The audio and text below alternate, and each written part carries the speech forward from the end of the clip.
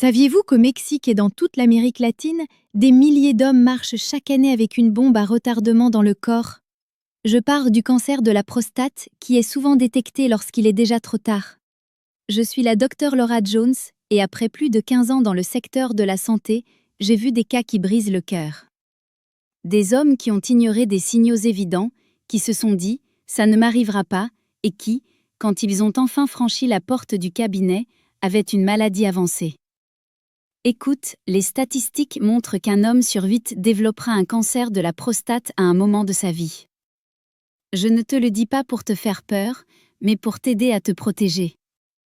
Et voici l'essentiel. Lorsque le cancer de la prostate est détecté tôt, le taux de survie atteint 98%. Tu te rends compte? 98%, presque tous les hommes qui le détectent à temps s'en sortent. Le problème, c'est que beaucoup de messieurs, surtout dans notre culture mexicaine, évitent d'aller chez le médecin. Docteur, je n'ai pas le temps. J'ai honte. Je me sens bien. Et ensuite, ils arrivent avec des métastases osseuses quand il y a déjà peu à faire. C'est pourquoi aujourd'hui, je vais t'expliquer 8 signaux d'alarme que ton corps peut être en train d'envoyer.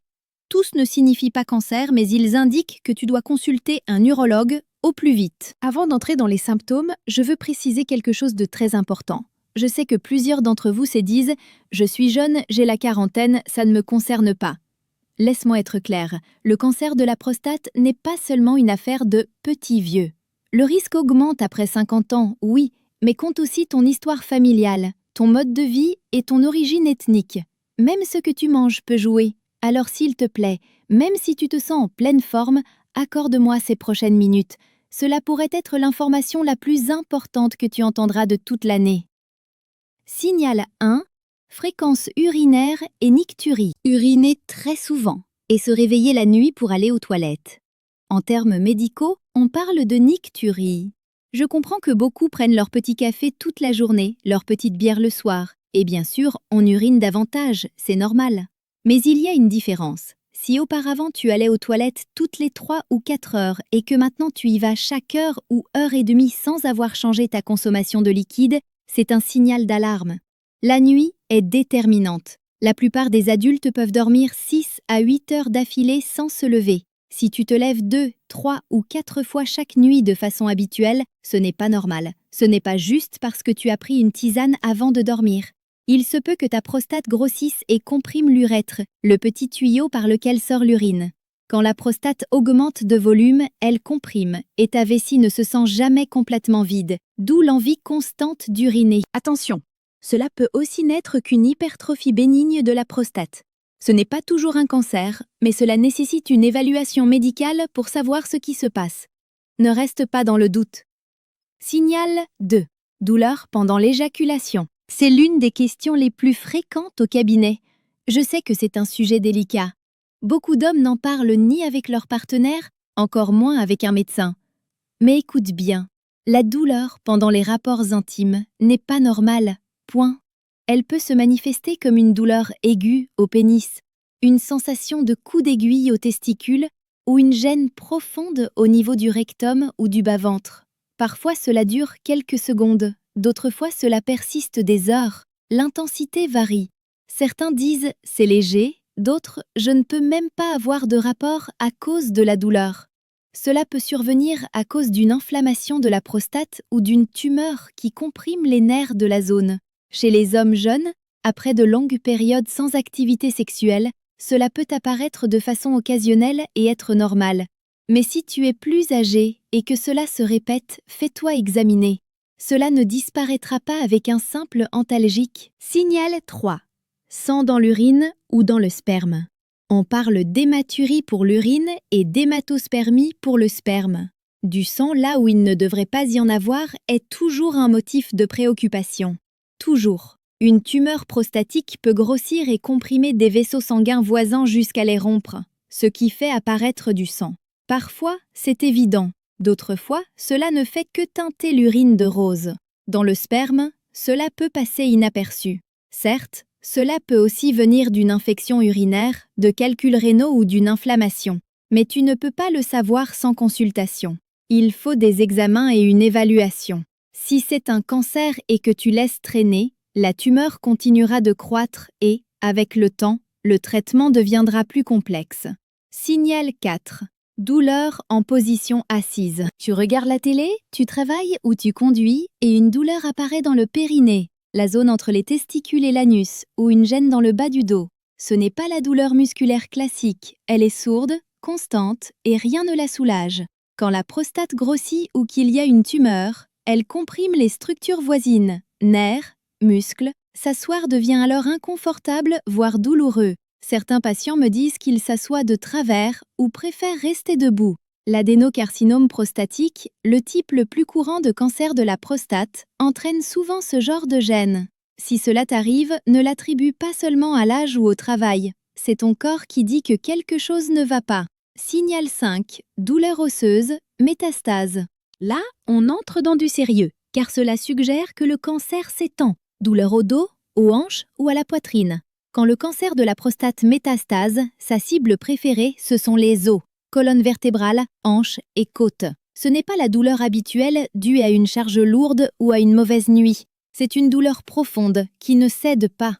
Les antalgiques courants soulagent mal. Parfois, elle va et vient, mais devient plus intense et plus fréquente avec le temps. Si tu souffres d'un mal de dos depuis des semaines ou des mois qui empire et que tu présentes en plus d'autres symptômes cités, ne laisse pas traîner. Consulte dès maintenant. Quand le cancer atteint les os, la prise en charge se complique. Enlever la prostate ne suffit plus. On a recours à la chimiothérapie, à la radiothérapie et à des traitements plus lourds. Signal 6. Gonflement des jambes ou des pieds. Cela arrive parce que le cancer peut envahir le système lymphatique, ce réseau de petits conduits et de ganglions qui drainent les liquides et combattent les infections. Si les cellules cancéreuses bloquent ce drainage, le liquide s'accumule dans les jambes et les pieds. On ne parle pas d'un léger œdème après être resté longtemps debout, c'est un gonflement qui ne diminue pas, jour et nuit. Quand on appuie avec le doigt, l'empreinte reste, parfois, une jante gonfle plus que l'autre. Bien sûr, d'autres causes existent, cœur, circulation, reins, d'où l'importance d'une évaluation. Mais si l'œdème persiste et que tu as, en plus, d'autres signes de cette liste, cela peut indiquer une progression de la maladie. Signal 7. Perte de poids inexpliquée. Quand le cancer de la prostate est avancé, il perturbe tout le métabolisme. Les cellules cancéreuses sont comme des pirates qui volent nutriments et énergie. Même si tu manges normalement, sans changer ton alimentation ni ton activité, tu commences à maigrir. Et ce ne sont pas 2 ou 3 kilos, c'est une perte visible. Tes vêtements flottent, les gens te demandent si ça va. Avec cela vient une fatigue extrême. Tu te sens sans force, sans envie, épuisé physiquement, mentalement et émotionnellement. C'est l'un des signes les plus préoccupants car il suggère un dommage systémique. Si tu maigris sans raison et te sens très fatigué, consulte immédiatement. N'attends pas que ça passe. Signal 8. Signe neurologique. Engourdissement et faiblesse des bras ou des jambes. Cela se produit lorsque le cancer se propage à la colonne et comprime la moelle épinière. Ce n'est plus seulement un problème de prostate, c'est neurologique. Il peut y avoir des fourmillements, un endormissement, une faiblesse pour bouger les membres, parfois des sensations de décharges électriques. Et dans les cas graves, une perte du contrôle de la vessie ou de l'intestin, incontinence, indiquant une compression médulaire. Si des signes neurologiques apparaissent, c'est une urgence. Tu ne peux pas attendre 2 semaines pour un rendez-vous. Va aux urgences car chaque heure de compression peut laisser des séquelles permanentes. Maintenant que tu connais ces 8 signaux, j'insiste, ils ne signifient pas tous cancer. Très souvent, ce sont des problèmes bénins. Mais tu ne peux pas le savoir sans te faire examiner. C'est ici que beaucoup se trompent. Au pire, ce n'est rien. Et ils laissent passer des mois, voire des années. Et quand enfin ils consultent, il est tard. Je veux te raconter un cas réel. Don Roberto, 62 ans, de Guadalajara, est arrivé à mon cabinet. Vendeur de voitures, travailleur, toujours souriant. Sa femme l'a pratiquement traîné car elle voyait qu'il se levait 5 ou 6 fois par nuit pour uriner. Il m'a dit « Docteur, je bois beaucoup de café, c'est normal ». Je lui ai prescrit un PSA, il était très élevé. Nous avons fait d'autres examens, cancer de la prostate à un stade initial. Dieu merci, nous l'avons détecté à temps, nous l'avons opéré et aujourd'hui, 3 ans plus tard, il va bien. Sans sa femme, l'histoire aurait été tout autre. Qui court le plus de risques? L'âge est le facteur principal. Après 50 ans, le risque grimpe fortement et après 65 ans, encore davantage. C'est pourquoi il est vital que tous les hommes de plus de 50 ans fassent un examen de la prostate chaque année. Oui, chaque année. Pas tous les 5 ans, ni quand j'y penserai. Les antécédents familiaux comptent. Si ton père a eu un cancer de la prostate, ton risque est doublé. Si ton frère en a eu un, idem. S'il existe dans ta famille des mutations des gènes BRCA1 ou BRCA2, associées aussi au cancer du sein, le risque augmente. Et fait méconnu, le surpoids et l'obésité n'augmentent pas seulement la probabilité de développer le cancer, ils accroissent aussi l'agressivité de la maladie et le risque de récidive après traitement. D'où l'importance de l'alimentation, de l'exercice et du maintien d'un poids sain. Je sais que beaucoup pensent « j'ai honte d'aller chez l'urologue » ou « les examens sont gênants ». Je comprends, personne ne dit que c'est agréable. Mais quelques minutes d'inconfort peuvent te sauver la vie. Que préfères-tu?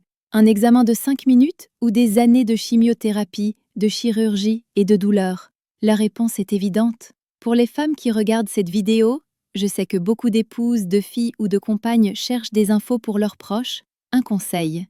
Il vous revient souvent d'insister. Les hommes sont têtus pour consulter. Aidez-les à prendre rendez-vous. Accompagnez-les. Dites-leur que c'est important pour vous, que vous les voulez en bonne santé, que vous voulez les voir élever les petits-enfants, toucher leur corde sensible. Nombre d'hommes arrivent dans mon cabinet obligés par leurs femmes et me remercient ensuite. Clarifions autre chose. Plusieurs refusent l'opération par crainte d'incontinence ou de troubles de l'érection après la chirurgie prostatique.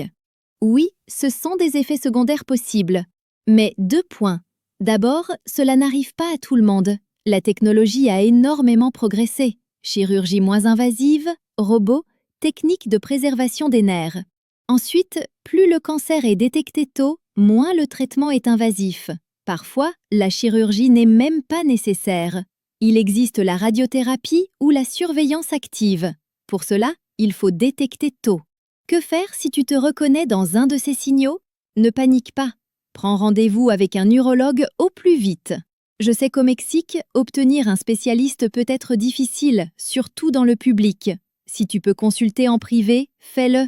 Ta santé n'a pas de prix. Sinon, insiste dans le système public. Parle au service social. Demande un rendez-vous prioritaire. Fais le test PSA, une simple prise de sang qui mesure une protéine prostatique. Si elle est élevée, cela peut indiquer un problème. Suis les indications de ton médecin. S'il demande des examens complémentaires, fais-les. S'il recommande une biopsie, fais-la. Ne te fie pas au seul PSA. Parfois, il est normal alors qu'il y a un cancer, d'où l'importance du toucher rectal, même si cela ne te plaît pas. Et dès aujourd'hui, prends soin de ton hygiène de vie. Mange plus de légumes, davantage de tomates. Le lycopène protège la prostate, réduit la viande rouge, fait de l'exercice, maintient un poids sain. Et oui, garde une vie sexuelle active. Il est démontré que les hommes qui éjaculent fréquemment ont un risque moindre de cancer de la prostate. Donc, tu sais, pas d'excuses. Cela fait plus de 15 ans que je fais ce métier et j'ai tout vu. Des cas détectés tôt avec des patients en parfaite santé aujourd'hui. Et des cas tardifs où la famille souffre énormément. Je ne veux pas que tu fasses partie de cette seconde statistique. Le cancer de la prostate n'est pas une sentence. Détecté tôt, il se guérit. Mais il faut que tu fasses ta part. Être attentif aux signaux, consulter et réaliser les examens. N'attends pas de te sentir mal. Souvent, quand on se sent mal, il est déjà tard. Si tu es un homme de plus de 50 ans, prends rendez-vous chez l'urologue. Si tu as moins de 50 ans mais des antécédents familiaux, fais-le aussi. Et si tu as reconnu l'un de ces 8 signaux, n'attends pas. Ta vie a trop de valeur. Ta famille a besoin de toi. Tes enfants et tes petits-enfants ont besoin de toi. Si cette vidéo t'a aidé ou t'a appris quelque chose, laisse un like ci-dessous. Partage-les avec les hommes importants de ta vie, ton père, ton mari, tes frères, tes amis, car cette information peut sauver des vies. Abonne-toi à la chaîne pour plus de contenu santé et jette un œil à mes autres vidéos sur le cancer de la prostate, l'alimentation pour la prostate et les examens à réaliser. Souviens-toi, la prévention et le dépistage précoce sont tes meilleures armes.